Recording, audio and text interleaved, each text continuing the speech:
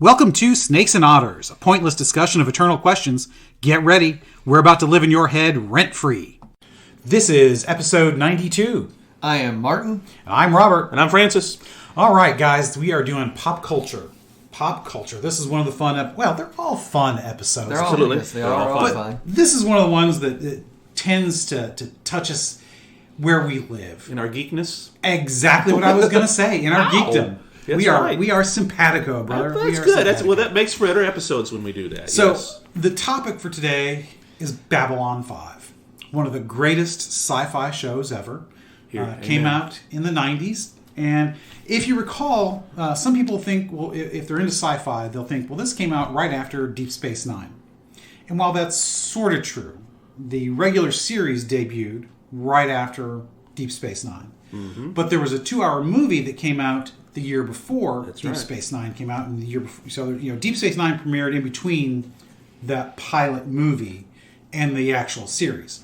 And so they've got similar concepts. It's a space station. It's out in the wilds of space. It's kind of like that frontier aspect. Lots of races coming and going. Just like Deep Space Nine, and it's not a federation, but it's Earth Force. Earth Alliance, Earth Alliance, and all these various races, and they're all competing against one another for various things. They're juggling for position and power. So it's very much a modern setting in the sense that you can see modern politics in it. So, if you apply that, you can see, okay, I understand this situation. Right. So there's a geopolitical aspect Yes. to the sci-fi, rather than, say, kind of a Doctor Who that's sort of fighting the monster of the week kind of thing. Or even a Star Trek that's fought the monster of the week. There's none of that. So this is really more a geopolitical drama, Yes. but just set at this outpost. And so, listeners, so here we are again with something that Robert and Francis are huge for. Yeah, and somehow or another, Martin here, I don't know, maybe I was watching sports, but I'm not a big Babylon 5 person. I'm familiar with it, obviously, because I've talked to the guys plenty about it, and I know that there's some very uniqueness to this show. Right. Some very special things about it. But I don't really know the storyline. Well, right. So I'm going to try and draw the guys out here. We'll go into that. Rather than going total geek, I want to push them a little bit. Try to give me the synopsis in 3 sentences. Well, the synopsis in 3 sentences really isn't even the point about why this is a great show. That's right. Yeah. Right. So, but the synopsis in 3 sentences, and pardon me, Francis, but... Shut up. No. No. Because once I start, it's hard to stop. That's exactly. Right. And so he wanted it in 3 sentences, not 30. No offense. I understand. You all know. So, it's basically the story of all great stories. Good versus evil. All right? Mm-hmm. So, it is the good guys, the light, against the shadows. Literally, that's the bad guys, the shadows. Mm-hmm.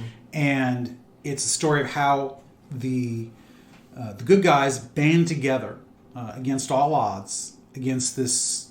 I mean, it's no different than Lord of the Rings.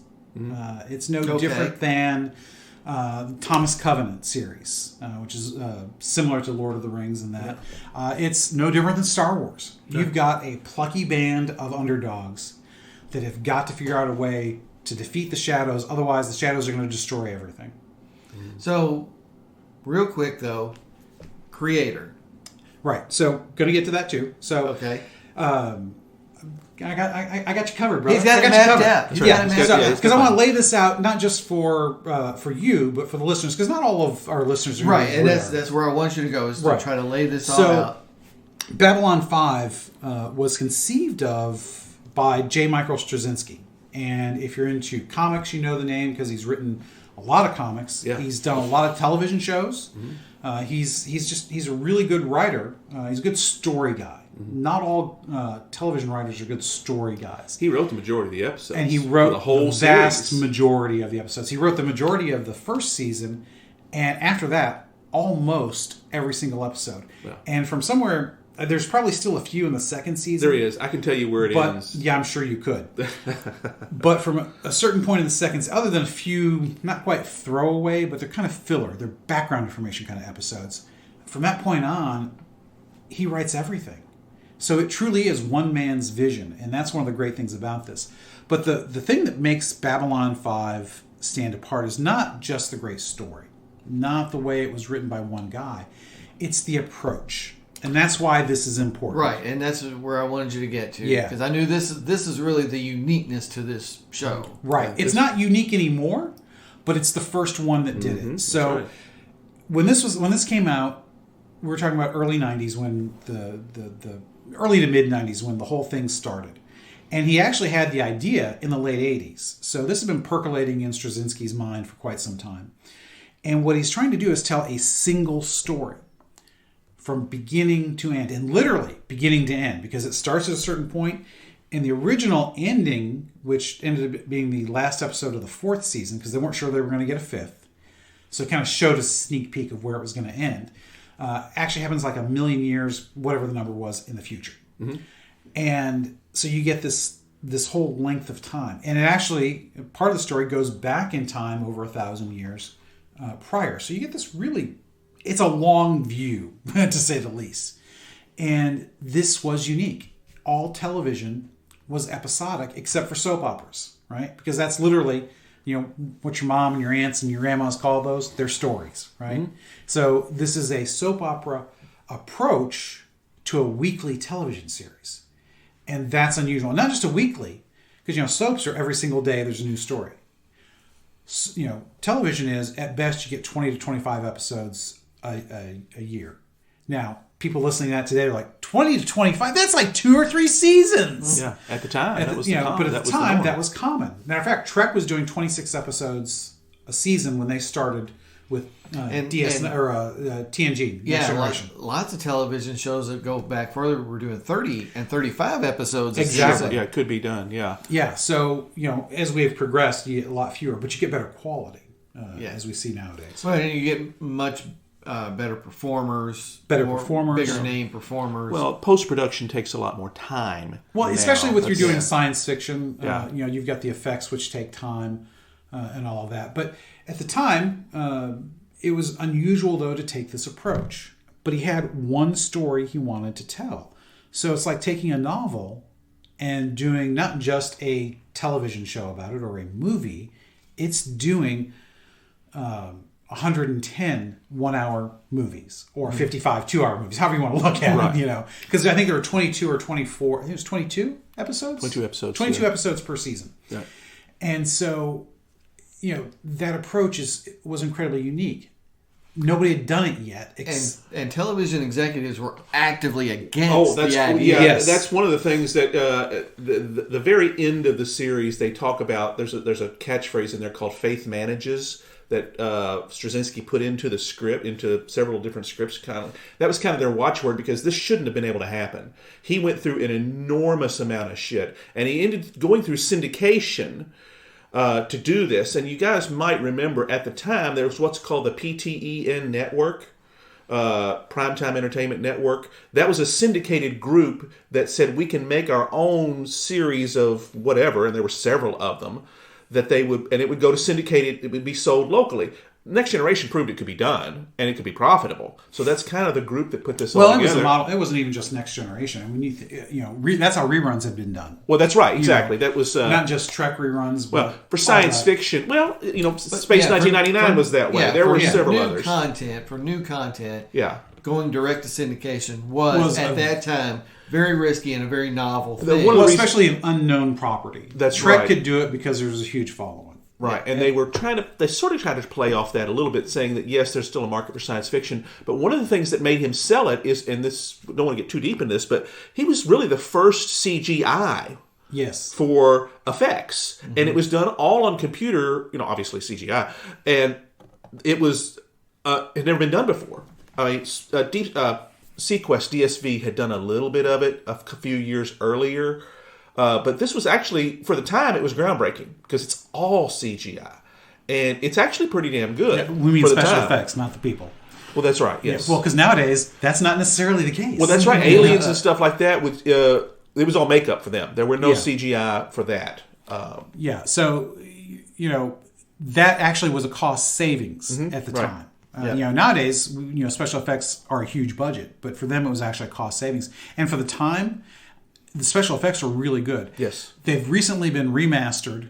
I was hoping you were going to mention this. To not just HD, but they were put on DVD, but they have been truly remastered.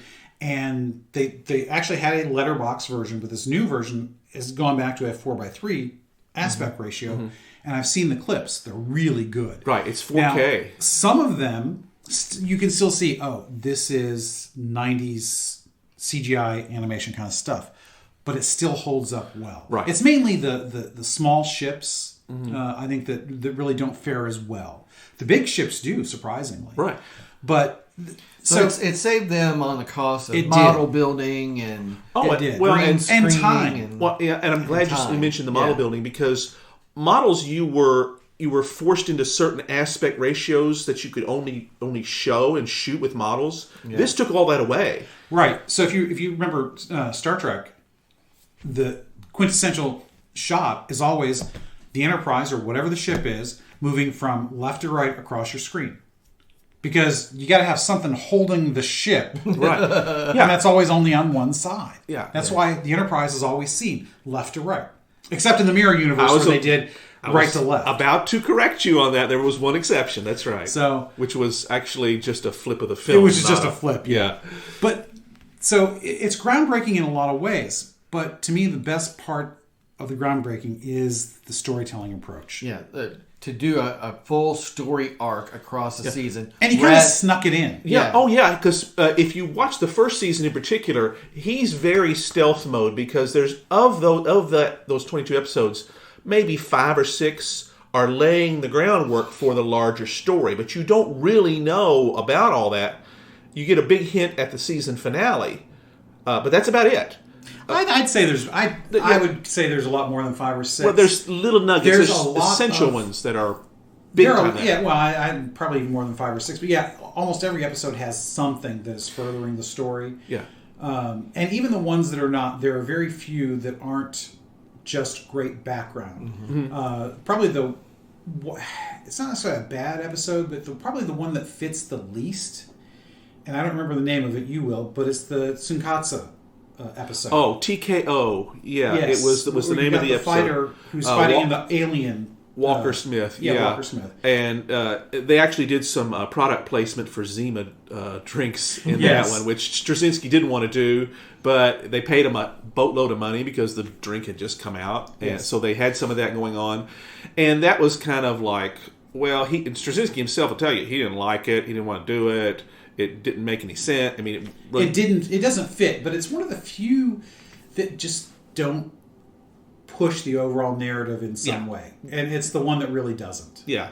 You get some nice character bits. Oh yeah, because Walker Smith is a friend of Garibaldi, the security chief, and they kind of put this together way to make it palatable. At least it's not jarringly different. Right. It's not the worst episode of the season of the series either. There's others that might be in candidates for that, but so you got this unique storytelling for episodic television that instead of bottle stories, as we always call them, the end result of the episode is basically status quo ante. Oh yeah, that was never in most television. Yep. Even like Star Trek Next Generation is largely... there was always a reset. Yeah, largely... There's none of that. Very rarely is there... This is very different, and it's moving a narrative forward throughout a whole season. So, you're starting to mention some characters. I know there's a central character that all of this revolves around. So, who is that? Well, yes and no, believe it or not. Because the first season... was Commander Jeffrey Sinclair, played by the late Michael O'Hare. He's got his own tragic story that you can find out there on the internet. He had some serious issues with not just depression, but some real mental issues that he had, which only recently has come to light. And that's one of the reasons he didn't survive past the first season. Yeah, his performance was not taken as well as they would have liked. There was some and Graham, this is the days when fandom was not as easily vocal as it is now. Right. This is the days when you had to get on AOL and CompuServe to complain about stuff. Genie. We were on because Straczynski himself was on Genie before it ever premiered, and that's where we were knowing what was going on from the man's mouth. The location of the Babylon station is taken from the forum name on Genie. It's Grid Epsilon 4 459 or something like that. Just Grid Epsilon is how they refer to it. Well, yeah, but there's a number that comes after the Grid Epsilon. And it's named after the Genie forum. Yeah. And so, Sinclair's character was portrayed exactly how Straczynski wanted it. But it was different than how other... it's not like the captains of Star Trek. Right, and that was sort of deliberate. And it was deliberate, There's gaps in his personality.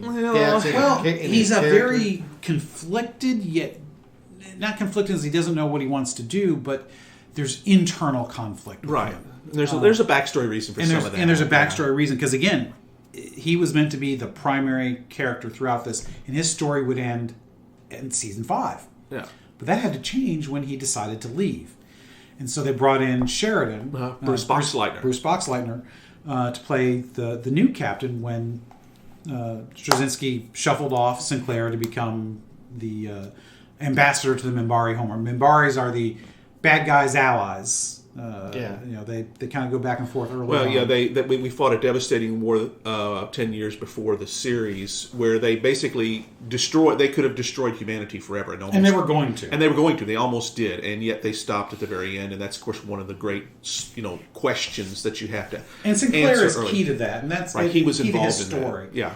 It revolves around him. It really is his story. It kind of gets hijacked for Sheridan, and in some ways that's very much to a detriment to the story. Yeah, but the original story. The original story, not to how it plays out. Right, because with the change, and Straczynski said he always had trap doors built into his story concepts in case something like this happened. I still remember the posting he put on Genie when the announcement came. He says, first thing out, everything's okay. Don't worry. We've got this. But that's when he told Michael O'Hare's leaving, and it's the lead, mind you. Yeah. And at the time they didn't have anybody cast. I remember on Pins and Needles because they talked about Michael York at one point, and different names would come up here and there. And finally they got in Bruce Boxleitner, who was well known. He had done He's a television veteran. He's a television veteran. He's a hell of an actor, and he still Boxleitner himself today says his greatest role was ever John Sheridan for those 4 years, and he's written fantastic and. It was a step up. It was. Yeah, it was. Boxleitner had the chops to really make this work. He's got a lot better presence. Sinclair was great. And I loved him to death. I did. But Sheridan, for the way the story played out, was even better. Yeah. So you've got those two guys. You've got Garibaldi, the security chief, who we always like to say is David Addison in space. Yeah. Because he reminds you a lot of... Jerry Doyle, actually, who played Garibaldi, played the faux David Addison in an episode of Moonlighting. Oh, I didn't remember that. Yeah, there was a one time where they had quasi-duplicates of both Maddie and David in there, and Jerry Doyle, because he looks so much like Bruce Willis, they cast his first role that he did that. Yeah. This is when Bruce Willis had hair. Right, yeah. Well, Jerry Doyle had hair, too. Jerry Doyle had hair. If you don't remember Moonlighting, Moonlighting was... a deal. It was. Well, yeah, it was huge. Probably we were in college. It was. Yeah. Oh, I had a serious thing for Sybil Shepherd. I'm telling you. Well, yeah. But so many others did. That was a unique show and really fun, and again, really good writing. Yeah, and it hit network television like a bomb. It was unique as well. It broke the fourth wall when you still just don't break the fourth wall. Right. Yeah, they were good on television. Yeah. But anyways, so you've got Garibaldi, the security chief. You've got Ivanova. Russian. Russian. Claudia Christian. Claudia Christian, great actress. She really is. She deserves more props for her acting ability than she gets, in my opinion. Especially in some later episodes and later on in the seasons. She has some really great bits. Yeah, and Straczynski wrote for her a lot because she knew she could do it, and she pulls it off every single time. Yeah, she's definitely not a stereotypical. No, she's got some great comedic chops. She's got great timing. She does some really funny stuff, but she can do the serious stuff. You've got Andreas Katsoulis. Oh my gosh, who plays Jakar. and he is probably best known before then for playing the one-armed man in The Fugitive. And Commander Tomahawk. Next Generation for us geekers. Yeah. Yes, which was around that same, just slightly before that. Yes. But he I expected more from you than an idle threat, Picard. Yes, well, I knew you would quote that. Yeah, one. I love Tomahawk. That's great. Well, because Katsoulis was an amazing actor. My God, he was. And there was I don't want to say flamboyance to him, but there was a power to his performance. Presence just doesn't even describe it. That was so awesome. And one of the arcs of this series that is so critical is that diametrically opposition between Katsoulis' Jakar and Peter Jurassic's Londo, which I know that we're... And Londo was going to be the next one. Yeah, I was going to say, I know we're going to get to that, because they are basically enemies. But they become frenemies. Yeah, they become They're the first frenemies. Very much so. And it's kind of... I'm almost disappointed that happened in many ways. Because I'm not, because I think... You had to do it, though. I think the way their storylines were intertwined, they either had to kill each other... Yeah. Or become allies, which ironically they they do both. They do both, yeah. There's a future story, yeah. But Londo Mollari is, to me, the most tragic figure, absolutely, in the series. We've discussed this before, that he's a guy that's trapped by his actions, right? And realizes he needed to get out and can't. He is one of the, just like Jakar. See, there are two sides of the same coin. They are both great patriots. Yeah. They want nothing other than what is best for their people. And they go about it in different ways. Well, actually, they kind of go about it in similar ways. Yeah. But Londo gets hooked up with the representative of the shadows. Yeah. And basically sells his soul. And he sells his soul, not realizing he's doing it. That's what makes it tragic. He does not set out to become the bad guy. And once he realizes he's become the bad guy, he actually works hard to get out from under it, but he still can't escape the consequences of his actions. Yeah, and that's to me, that's what makes him a great character, is Absolutely. that he seeks redemption. I think he gets it in the end, but he still has to pay the consequences. He has to pay the price. Absolutely. And there's, like I say, there's some future stories that there's some time travel involved, and you see his end. In the years in the future, and he reflects on that on several occasions. And it's ironically, he starts out as a buffoon. Yep. And that sets up the tragedy. That's right, because he's seen as this happy-go-lucky, guy you want to have, sit around and drink with, this drunkard. And Jakar is this militant terrorist in many ways that's trying to destroy just trying to take back everything, almost like Sinclair calls him at one point, you're like abused children who's now grown big enough to do it to somebody else. Yeah, because you have to understand the relationship between Mollari and Jakar is this. The Centauri, which is Londo's people, they had overridden and enslaved Jakar's people. And Jakar's people had just gotten their freedom within the last 100 years. 100 years or so. So in that 100 years, they have become a power unto themselves. They are not, they think they are, but they are not as powerful as the Centauri. The Centauri just don't have the political will. Yeah, but they're a very old race. But they're a very old race and still very powerful. And Jakar keeps pushing them until finally Londo, through political manipulation and using the shadows as a proxy, starts striking back, which emboldens his people. And so they go to war and they reconquer the Jakar's people. Yeah, the last part of the second season and most of the third is the Narn Centauri War, which, that's one of those moments in the second season where everything turns. You realize, wait a minute, this is not going back to the way things have always been. This is a serious change in the universe going on here, and it's not going away. Well, I think you realize that when the president's ship blows up. Well, that's true too. That's at the end of the first season, and then in other words, there's definite progression going on here, and we haven't even talked about the whole there's conspiracy back home and the coup d'etat and all that stuff like that. And that's kind of background. Yeah, it's resolved. The fourth season resolves all of that. Yeah, the last part of the fourth season. But there's events that don't allow status quo ante. Absolutely, Jakar becomes a redeemed character, and Londo becomes a condemned character. and yet it starts out that they're completely opposite at the beginning. They still have a bit of that. You see the seeds of the final relationship in the first season and how they interact, because they are they're not quite a Laurel and Hardy combination. I can't think of the right comedic example, but there's a lot of comedy between them. Yeah, the banter comes back and forth because there's a lot of banter, kind of like Abbott and Costello sort of deal, or kind of, but they're not partners like Crosby and Hope. Maybe a little of that. The Road Pictures. So Jakar, but they're antagonists. They're antagonists. Oh, yeah. And 48 hours. Yeah, 48 hours. There you go. Yeah. Because, there's some really brilliant scenes between. The very first episode, they almost kill each other. Yeah. Because the Narn invade a Centauri colony, and it starts it all off. Probably the best scene between them, and I know you'll agree with me on this one. There's an elevator scene in the third season. Oh yeah. Where they get trapped together. This is after Jakar's people have been reconquered. And he is now citizen. He's now citizen, no longer ambassador. But he asks for asylum. That's how he's able to stay there, because basically all the other Narn leaders, they're killed. It's done. Yeah. And they end up together in an elevator. There's a bomb that goes off, and the penalty at this point for the killing of any Centauri by any Narn is the death of 500 Narns, including the perpetrator's own family. So basically, they're trapped in here, and Londo says, "Okay, you got it. Kill me. I know you want to do that." He says, "Well, I'm not going to do that."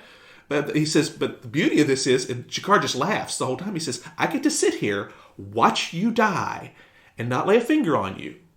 This is a great gift."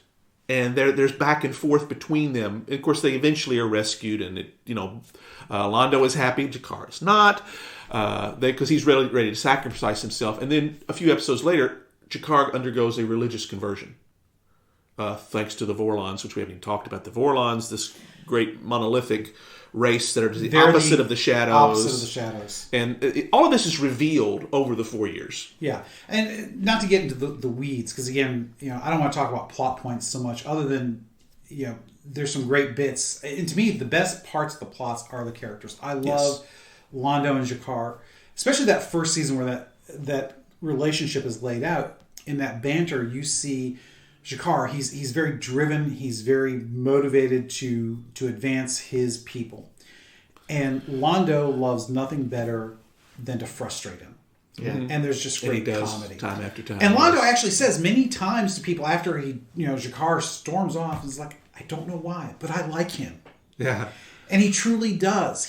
They both end up liking one another. They become weird allies. Yeah. And it's very strange, because Jakar, he knows that Londo is the cause of the deaths of so many of his people. Billions. Yeah. But he comes to realize that he's a dupe. Yeah. That Londo was and not, he's in a position to help change things. And he does. Yeah, he's in a position to help change, and he does try. And he ends up saving Jakar. Mm-hmm. And he like I said, I think Londo redeems himself, but he still has to pay the price. Well, in the 5th season, they go back to Centauri Prime in the midst of I would use a political crisis, I suppose, and Jakar is his bodyguard.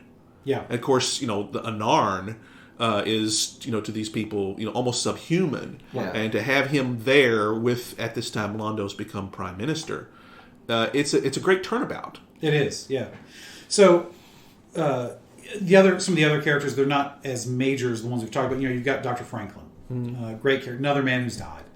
Most of the cast is gone. I was going to say, we really need to kind of talk about that. It's a very weird thing, but so many of the major players have died in this. And some time ago. So it's we're talking 25 years on since the show premiered, so that's not entirely unusual. Right, but but they died young. Yes. So we wanted to especially though note a certain cast member. Mira Furlan, yes, who played. She just passed. She literally just passed as we record this, she was 65 years old.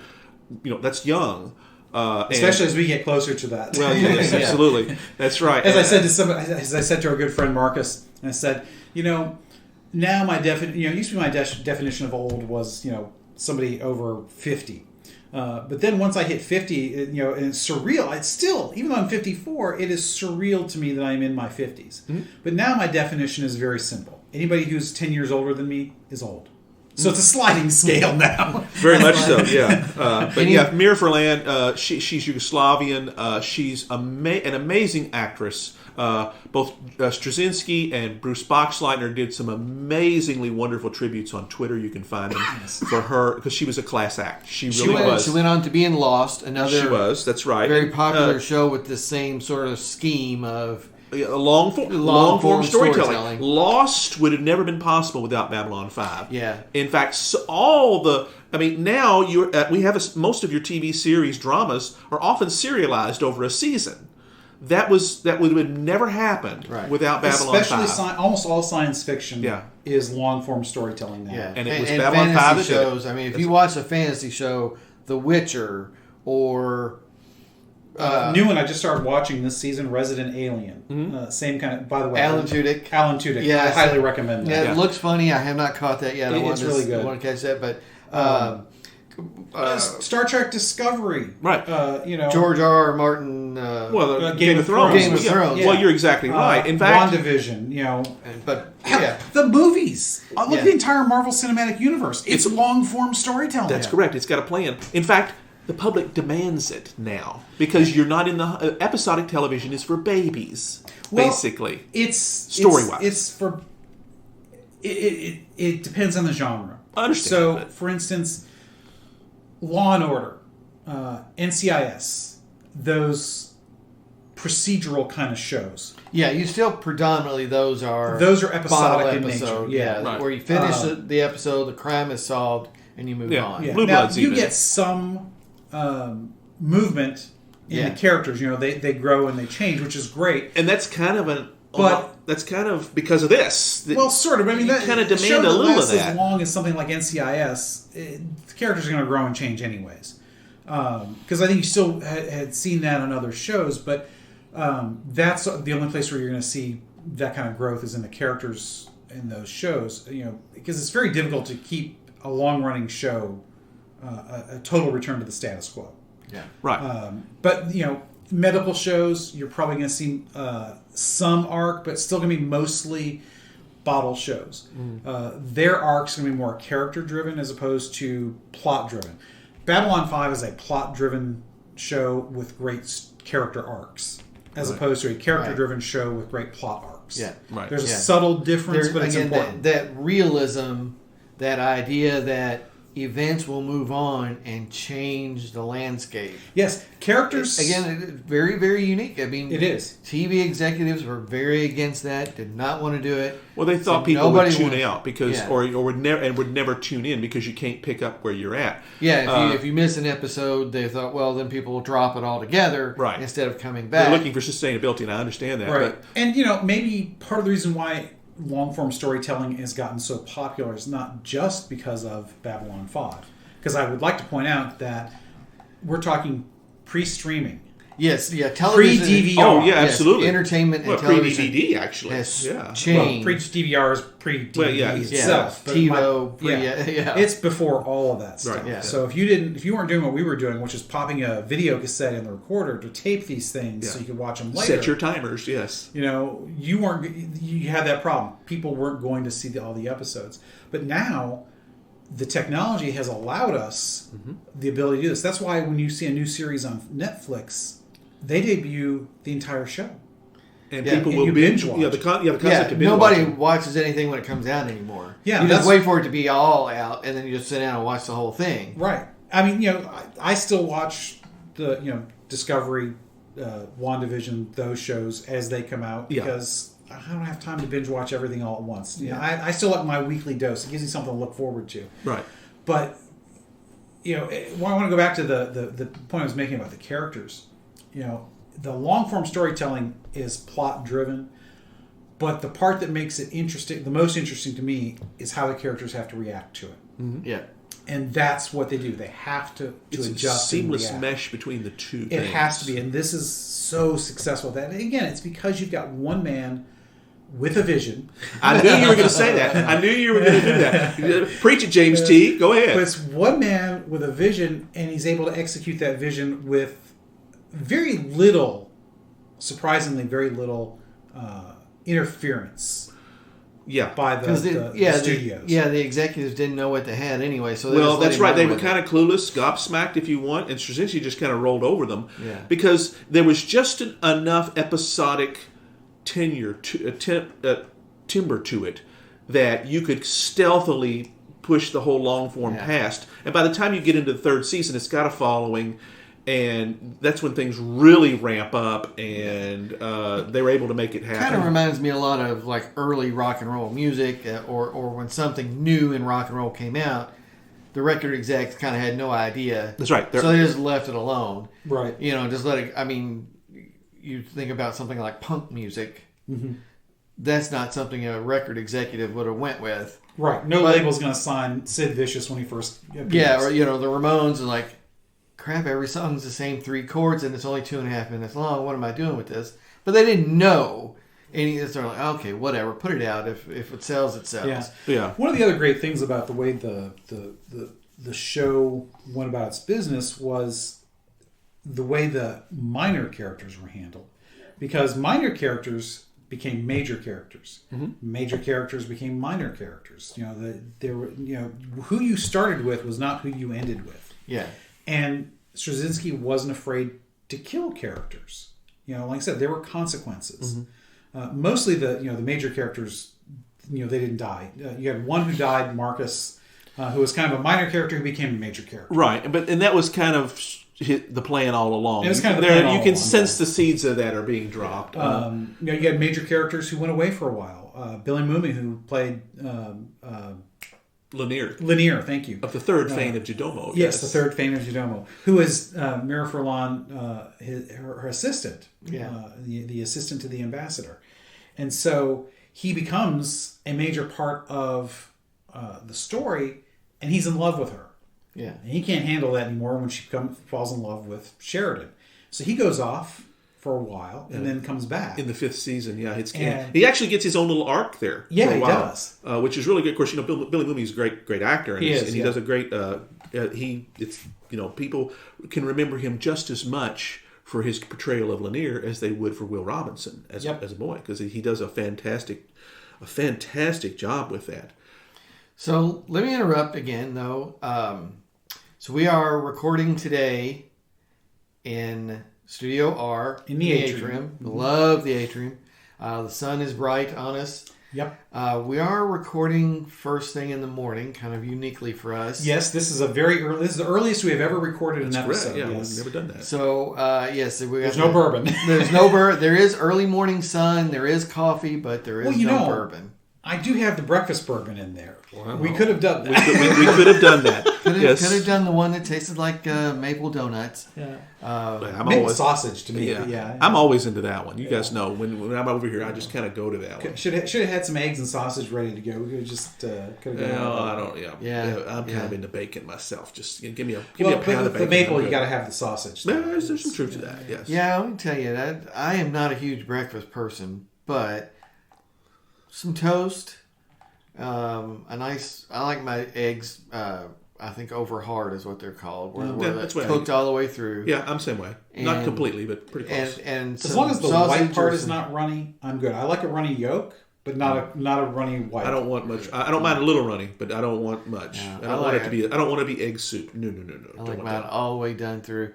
But I tell you what, a couple pieces of toast, an egg over hard, and some bacon makes a good breakfast sandwich. See, generally I have my eggs scrambled because it's almost impossible to get my eggs made the way I like them. Mrs. Robert, God love her, she can scramble the egg well, but far too often if we do the eggs any other way, it comes back with the white runny, and I just can't handle that. So I do mine scrambled, but yes. A croissant with some scrambled eggs and some sausage or bacon on top of it. Oh my gosh, that's we need. I know a great breakfast place in this town. We need to go to breakfast sometime. Well, yeah, absolutely. Yeah. As long as it's got bacon, man, that's all I need. Biscuit Belly, plug for a local place. Yes, is over here, just 5 minutes from here, just down the street from DeSales, and it is a fantastic breakfast. I was curious because there's one in St. Matthews I noticed that went in there. I have not tried it yet. I haven't known anybody yet that's done that. It's kind of a thing. Biscuits are now a thing. Yes. Because now there's also Maple Street. the chain. Wild eggs. I mean, there's I love wild eggs. I love wild eggs. Absolutely. First watch. I haven't been to Wild Eggs either. I've been wanting to. I haven't made it. Not a fan of First Watch. Love wild eggs. Yeah. Oh, I love them all. Yeah. Get the Zach's Eggs I Am, I think it's called. Okay. So you get eggs, you get skillet potatoes. Heck, Get just a even muffin. going to a Waffle House and have some loaded hash browns. It's just awesome stuff. Scattered, smothered, covered, you name it. Give me all of it. All right, so we didn't talk bourbon. We talked breakfast instead. That's right. Beat. That's Another okay. beat. It was going to be the coffee episode, but it segued greatly into the breakfast. That's fine. That's all right. You know, a little, dare I say it, a palate cleanse. Yeah. And Wild Eggs has awesome coffee. I mean, I know you like kind of a sweetened flavor coffee, but I like mine. I prefer the lighter stuff because I don't like the bitterness of. I like my coffee black and bitter, like my insides. I knew there was coming to be some sort of a simile there. Yeah, black and bitter, like my soul. Oh, okay. All right. There. And Wild Eggs has great coffee. So Yeah. All right. So fellas, we're at the 40-minute mark. So I want to let you really start to think about wrapping this up. What does Babylon 5 really mean? Yeah, I was going to say, this is the point where, even though you've been doing a good job of captaining my captain's episode here. Well, I mean, I'm fascinated. I mean, you guys are analyzing this program in a great way. Oh, my God. I mean, You're not just doing the Chris Farley fan thing. Right. It's hard not Remember to. when you did this? That was awesome. You know, you're analyzing the breadth across this program, and I'm finding it really fascinating. Well, you know, I'm going to go first. I want to let Francis wrap up because we've kind of prevented him from really unleashing. Yes. And I know that's hard on him because this is one. Because this is one he his loves. eyes are even swelling. Yeah. Kind of So slightly. Yeah. I want to let Francis wrap up, do the final, that'd be have a awesome. final word. But so I want to go first here. So, you know, with Babylon 5, the whole point of it for us, to me, is what we love. It's the story. Shakespeare said the play is the thing. Well, I take it as, not the act of getting on stage, but the story is the thing, the story. And Babylon 5 has all the great elements of what makes a great story. You've got the conflict. And you've got conflict on many levels. You've got the interpersonal conflicts. Mm-hmm. You've got the great geopolitical, which is, spatial political, however you would put that. Conflicts, the good versus evil. You've got the tragic characters. You've got the heroes. You've got sacrifices that have to be made. Consequences. You've got consequences to your actions. You've got false steps. The heroes aren't perfect. Right. I mean, that's a real contrast to something like Star Trek, where the captain always manages to pull them away from the brink. Exactly. Yeah, no, this captain actually dies and gets resurrected and comes back. I mean, and there are consequences to that. And there are, because it's a temporary thing. There's even one episode where Delenn, Mira Furlan's character, has to be tested by the Inquisitor. The Inquisitor, yes, but by the Jack the Ripper. No, you're stepping on me here. Sorry, we don't pound the table. Don't pound the table. You're not. I was trying to help. You're not Khrushchev here now. Yeah, that's right. No, the race, the Vorlons. Vorlons, thank you. I was trying. My age is showing here. I can't remember stuff we just talked about. I was trying to throw you a lifeline. So she has to be tested by because the motives have to be pure. And because they had doubts about her, so they wanted to make sure that she was doing, she was involved in this crusade, to use to make a small pun, because there's a follow-on show called Crusade. Yeah. She has to be involved in this for the right reasons. Your why has to be correct. And so they have captured from ancient history, what is several hundred years in the past, it's not quite ancient to us, Jack the Ripper. And he is the Inquisitor. He comes and tests and basically tortures her until she admits her reasons, and then it's acceptable. But so it's kind of a side episode. Yeah, and it's second season, I believe. It is because she's got hair, as opposed to when she was totally bald, except for the bone. If you don't know what we're talking about, you can't. It can't be explained. And so those little bits I think are great because they're character building, but they also move the story along. And there's a great bit at the end, at the the culmination of the battle between the shadows and the forces of light, when the two opposing questions are asked. The shadows' question are, what do you want? But the question from the Vorlons, the light, is, who are you? To me, that is the quintessential definition of good versus evil. Who are you is who you are in your, it's at your core. It's what makes you the person you are. What do you want is the selfish question. It's totally all about you. The id. Yeah. Yeah. Who are you is about what your impact is on others. Yeah. And to me, that, it's kind of subtle, but when you start seeing how this is played out over the course of the series, I think this is phenomenal. This is how I'm bringing in the eternal questions. Absolutely. They're good at that. And Straczynski just nails that. He really does. He nails that eternal question and how it plays out, especially through these first 4 seasons. The 5th season, you don't have to have, but it's great follow-up. Because, like I said, they kind of had to squeeze all the important stuff into season 4, not being sure they were going to get a season 5.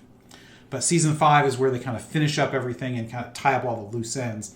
It really ended up kind of taking longer than they needed to, but they bring in some additional... But they bring in some additional stuff that was, probably... It's great. It's not filler. It's great background that is brought to the foreground. Yeah, it's its own mini story in many ways. It is. It seems kind of anticlimactic compared to season 4. That's kind of why it's not my favorite season, but it's still got some great stuff. It really does. But yeah, he just the plot, the characters, the consequences, and answering that, who am I versus what do I want, it's just a phenomenal piece of storytelling, and that's what's great about it to me. It's the storytelling. And it's the anti-Seinfeld. Yes. Well, yeah. Yes, it really is. Famously, Larry David and Jerry Seinfeld, they set down a marker at the beginning of Seinfeld that said, no growth. Right. These guys will be the same when we stop as they are right now. And when I, and actually I think they were worse. Yeah. But yeah. When I first started watching Seinfeld, I was intermittent because I wasn't all that big of a fan. Yeah. And the thing that just blew me away was like when they actually admitted it, because Jerry and what's his friend? George. They're trying to write a TV show. They're basically trying to write Seinfeld and sell it. Yeah. And the whole point of this, they're sitting in the cafe and the show's about nothing. And that's when you realize, holy crap, the show's really about nothing. Yeah. Which in a way is its own brilliance. Yeah, I mean, we loved it, but that show, I mean, that was about 4 rather horrible people, really. It was, yeah. And you're right, so this is truly the anti-Seinfeld. Because this is about people who are not always good people, but they're good stories. And you can relate to almost every one of them. All right, Francis, 48 minutes. Keep that in mind. No, that's not how much time you have. That's how much time we've spent on the episodes. But go. Yes. Oh, really? I get to do this? Okay, fantastic. What Robert said, it's exactly right. There's the larger story subsumed within the smaller stories in perfect synchronicity. As the characters grow, the universe changes, and in many respects, this is a change. This story it's about changing the universe forever. That's what happens. That's basically, it's kind of like the linchpin where everything that went before is nothing the same after that. And as Robert mentioned, there's an episode there where they pay this forward in time 1 million years with little stops along the way, 500 years, 1,000 years, and it shows what the repercussions of this main story, of this transformation of the universe happens. And the whole question of the good versus evil, the answer is not you choose good and reject evil. The answer is neither is good, believe it or not, because the Vorlons are seen as manipulative. They just use the concept of light and goodness to do so. The shadows are pretty honest. Yeah, we want you to evolve. We're going to bring chaos to you, and those who come out of it are going to be stronger. We both want the best for you, and therefore they're Nietzsche. Yeah, that's right. And the and Darwin together, exactly. And the whole point of Sheridan in particular, and Delenn, and all these people that are fighting against all this, they say, what if the right choice is not to choose at all? We reject both of you. We're going to decide ourselves. Now get the hell out of our galaxy. Yeah, and that's another one of Sheridan's great. He has some great speeches. Oh, absolutely. So a real comment on the idea of free will. That's correct. Is because both sides have been manipulating the younger races for centuries. We didn't really talk about that. The background for the show really is that elder races versus younger races. Right, and that's Vorlons and Shadows are the last active elder races. The elder races are still there. There's still many of them there, and they get brought in. But they're the only ones who are still and they've been manipulating humanity as well as all these other races to try to get them onto their own side. And there's a point in there where they said when Delenn realizes it's about ideology, and the Shadows go, well, of course, what isn't? It's us versus them. It's order versus chaos. And that's when Sheridan says, no, we're not going to be manipulated by you anymore. The Vorlons are like your parents that want you to eat up, go to do your schoolwork and do what you want to, and the Shadows are like, we want you to come together in conflict. Weak races die, strong races thrive. And it's this ideological bent between the two of them that forms the basis of this major overarching conflict, which, by the way, gets resolved in the middle of the 4th season. So you've got another half a season left when this is done, and you have to go back to, wait a minute, there's a tyranny of darkness clouding Earth, which has been taken over by radical, reactionary, coup, whatever you want to talk about. Well, they were using the Earth just like they were using the Centauri. The Shadows did. So the Shadows had influenced politicians on Earth just like they'd influenced them on Centauri Prime. And so you had to deal with that because the main characters are human, obviously. Right. And it gets to the point where all this work they've done to fight the Shadows comes back and it says, well, now we'll help you take back Earth from this darkness and tyranny that's taken it over. And that's where the 4th season ends.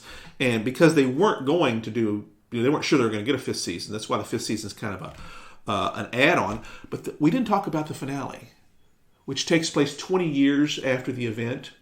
And it shows the end of Sheridan's end, what happens with him, and the consequences of everything they've done. And some characters have died. Londo and Jakar are both gone at this time. Others have. They die pretty much at that time. Yeah, we're just about 20 years into the. Just shortly before this, because Veer is emperor, right. And it kind of shows. One of the things that we talked about this, I hate it when biopics or things like that end with, say, the death of somebody, and you don't show the consequences, what happened after that of an important person. This does all that. This gives, this is what we did. We set out to do this.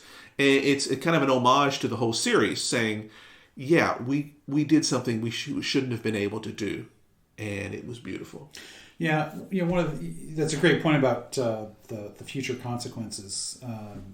This show showed that not just what you do matters to you and those around you, but the repercussions are, dare I say it, eternal. Mm-hmm. Yeah. It's not just your little circle. What we do now echoes in eternity.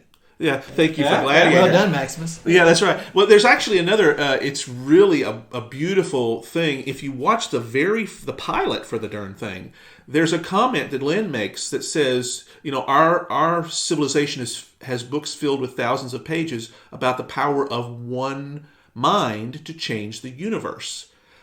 Wink, wink, shake, shake, smack, smack. That's the whole freaking point of the series. The power of one person, or in this case, a small group of people, to change the universe forever. And that's exactly what happens. So they're Straczynski's laying down the groundwork because, hey, he's got a plan.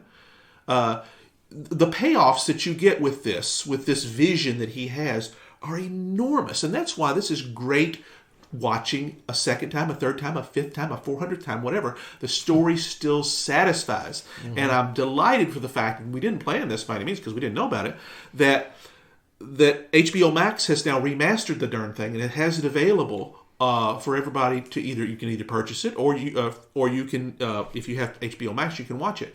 My children were teeny weeny. My girls were when this came out. They watched this over and over and over and over again. We have parties together. We watch it. And it's just, that's part of their childhood. And because it was so good, they're forever made better by it. Because they recognize that's a good story. They understand the concept of good stories now because they've lived it. Yeah. Yeah. We take for granted storytelling on television nowadays. Yeah. But it really does come back. Maybe it would have happened anyways, especially with technology enabling the binging of shows that we do now. This is very bingeable, especially so. Yeah, well, and 110 episodes, that plus the 2-hour movie and the follow-on series. And several TV movies that they've done that are inserted into the there's quite a bit of it. That's, like I said, 110 episodes. That's like 10 seasons of shows nowadays. Yeah. And most of the time, you only get at best 2 or 3 seasons of those 10-season shows. Right. So when you think about the scope of this, and like I said, the first season may be a little hard to get through because it's laying so much of the groundwork. My girls skipped the first season. Yeah, they don't like Michael O'Hare that well, and I tell them, I said, "Girls, you're missing there's a like good deal of it. There's a handful of episodes you gotta watch. Yeah, you can skip some of them, but really you shouldn't. They're really good. Yeah, there's a lot you really do need to watch, but yeah, there's a lot you could skip. Yeah, but yeah, it's just everybody who enjoys TV today owes something, whether they know it or not, to Babylon 5. That's right. And if they haven't watched it, folks, if you haven't watched it, hey, it's available now and it's beautiful. The 4K upgrade they did, it makes it really, really good. Watch it. Super landmark. Watch it, for goodness sakes. Take the time, get you a bourbon and sit down and take a year and watch it. It's worth your time. It really is. Really, we should have done this episode last March at the beginning of the pandemic. They'd be done with it by now. That's true. I'm kind of stunned that it took us so long to get here, really, because Babylon 5 is it's so much to me. It really is, and I know Robert, it is to you too. We were there. We were there at the dawn of the third age of mankind, and that was a great place to be. You never really defined what the first and second ages of mankind. Yes, they did. They did it at the end of the Shadow War. Remember, Delenn and Sheridan are coming back, and that's when he says what the third age. The first age is when we were two in the Stone Age, and we were not able to stand on our own. Primitive people. The second age is when we went to the stars and we started doing things on our own, but we were manipulated by these super races like the Shadows and Vorlons. And the third age is now they're gone. We got rid of them. We're standing on our own, and our future is ours to make what we want of it. We're no longer being manipulated. That's pretty good stuff. And yet that groundwork was laid down at the very. In fact, that's the first words of the credits in the first season. And the very first line of the pilot that Londo narrates, I was there at the dawn of the third age of mankind. That's not a bad Londo impersonation, guys. That's the only impersonation we did today. That's correct. That's right. Oh, well, hey, I can do more. You know that. But I'm not going to do that, no. So I think that's a good wrap, though. A good wrap. I do want to, before we go, I do want to recognize the actors that have passed. Yeah, please. Because they're because we did not. We didn't touch all of them, and they should, because they were fantastic actors, all of them, and I'll try to get them all. Obviously, Mira Furlan, who has just passed, she's most in our mind. Michael O'Hare has passed away. Jerry Doyle, God rest him, he was fantastic. He reinvented himself after his acting. With Babylon 5, he became a conservative radio talk show host. Yeah, he kind of felt like he was a little blacklisted because he was a conservative. Because he was conservative, that's right. Well, Boxleitner is too. Because they were big buddies out there. Boxleitner is not dead, mind you. He's still very active. I want to make sure I don't slide into that. Richard Biggs, who played Dr. Franklin, he died very young and very early.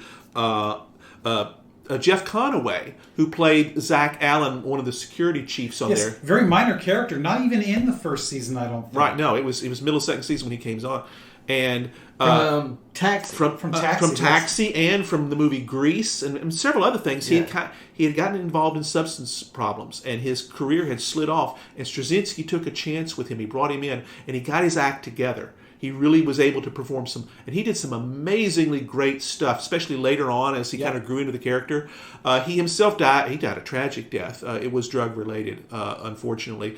He didn't quite make it all the way. It's a very, very sad story. Stephen Furst, who played Veer, has passed away. Yeah, we didn't really talk about Veer, and he was a fantastic He was famous for Animal House. Animal House, that's right. He was a foil. He was Londo's assistant, Veer was, and he was a foil to him. He was kind of like the true innocent character that somehow goes through everything. He's the everyman. That's his name, man. That's right. Veer means man. That's right. And he passed away. It was diabetic related. He actually got a kidney transplant from a fan. Believe it or not, because he was going. This was it was a fan because he's had issues with this all of his life. His sons tell the story after he passed but he lived an extra. I think it was several years. I don't remember exactly how many from a kidney transplant because he was going to die, and he needed a kidney transplant. And it was a fan that heard about it and says, "I'll do it," and he gained an extra lease on life from that. He was not none of these folks were old. No. Also, finally, I want to make sure we mention Andreas Katsoulis, who played G'Kar. Straczynski has said no one will ever play G'Kar ever other than him. So that character would never be brought back in any reiteration that this might ever be done. He was that great. He died of lung cancer. A heavy smoker. Heavy smoker. Heavy smoker. It was his Greek background. He was Greek. His name is that, and that he grew up smoking cigars all the time, and that eventually contributed to lung cancer. He had a final dinner with Peter Jurasik and his wife, and Joe Straczynski and his wife. They all had a dinner when got the diagnosis, and Straczynski talks about this, and it was one of those. It's kind of like the Last Supper, where Andreas says, let's talk about all those things, those good times and stuff, and let's tell those secrets because who am I going to tell? I'm dying. and of course he did pass away, and it's just too many of those great actors that made this series so good passed away too young, and I want us to make sure we remember them, because when you watch this now you realize, oh my gosh, he's passed away, she's passed away. Yeah. My goodness, if we had a bourbon, we would be clinking the glasses right absolutely. now. So, absolutely, because they all deserve so much of that. And Straczynski wrote an autobiography, by the way, that's really worth your time reading. It's called Becoming Superman. Believe it or not, and he tells the story of so many of this, of how things, how it happened. He wrote Superman for a while. Exactly, that's kind of where he went with. That's why he took the title of that, because he did a lot of comic book writing, and I know you weren't a big fan of some of his storylines. Well, no, the only one that I didn't care for was he did a comic called Rising Stars. Yeah, and the two things he did, I didn't care for that one, the way it ended. Yeah, and I thought it was a horrible ending. It's like he was trying to get out. It's like, I got to finish this up, and he just kind of screwed the pooch on it, in my opinion. I also did not like what he did with Spider-Man and Mary Jane. He erased their marriage. That's right. He's the one that did that. I'd forgotten about that. Don't like that. Wasn't he like dictated to do that though? Possibly. I think yes. that I don't want to blame him completely for that. Yeah, he's the soldier that basically is told, do this. He took that hill. Yeah, very much so. But he will ever be beloved by us for the great work. Because he's a great storyteller. Absolutely, really and in fact, and I'll end it with this. Actually, I got one more thing after. Okay, but when at the end of the series. In the series finale, 20 years later, because we didn't talk about this, the Babylon Station has become redundant. It's no longer necessary. Its whole purpose is now being done by the universe that's been created afterwards. So it ends with they blow up the station because it's no longer needed anymore. And the last person off the station as they shut everything down before they leave and blow it up, Joe Straczynski played that technician. No. I mean, if you know it, that's him. Yeah. He's the one that literally shuts down the lights as they blow it up because you can't leave it. Nobody comes there anymore, as they say. Yeah. And that's a brilliant ending to the series. Yeah. So that pretty much takes care of our Babylon 5. One thing I do want to recognize is we did not think to do this in the episode that, as we record this, just came out, and that is to acknowledge a couple of things. So February 6th. Is the date for two very important people in our lives. It's the day that Ronald Reagan was born. Mm-hmm. It's great Ronaldus Magnus's birthday. Mm-hmm. Yep, happy birthday, Ronald Reagan. Happy birthday. And very sadly, it marks the date of Jack Kirby's death. He died the same day that Reagan was, not the literal same day. Yeah, the same date. Same day of the month, Yeah. February 6th. And just wanted to point that out. Also, if we were drinking bourbon, we would raise a glass to the two. You know, I letting Twitter stream by me, I guess it was last night, and Kirby's grandson, Jeremy, is on Twitter. Not surprised. And occasionally will post a little bit of his grandfather's artwork. Yeah. I posted a quick sketch of Silver Surfer last night. There's several great Kirby groups on Facebook where you see a lot of stuff get posted. Instagram's got a whole lot of stuff. We follow a lot of this. You have to be careful, especially on Instagram, because the groups are really good at being able to tell you when stuff is fake, because there's a lot of fake Kirby stuff out there. A lot. But these guys in the Facebook groups are really good at pointing out why it's an obvious fake or why it's a really good fake. Yeah. But some really good stuff. Really good stuff. But yeah, and actually we can actually recording this on that day. So, Indeed. Yeah. So happy birthday, and so sad for the passing. Amen. So, Francis, what is up next? We go back to history next month, and we're going to do another World War II. This is a second of our ongoing intermittent series. We did the one in the Atlantic. We're going to switch oceans now. Indian Ocean. No, the war in the Pacific. We're going to talk about that. Yeah. Now, and of course, that's just like the Battle for the Atlantic was huge. The war in the Pacific is huge. It's mostly that, but we're going to try and distill it down to a few critical moments, like, for example, Midway and the Solomon Islands, and we're going to kind of use that as a focus because those are things that are well known. But we're going to talk about all of it, and basically, what was that all about? Yeah. And what were the causes, repercussions, etc. of all that? It's going to be great. All right.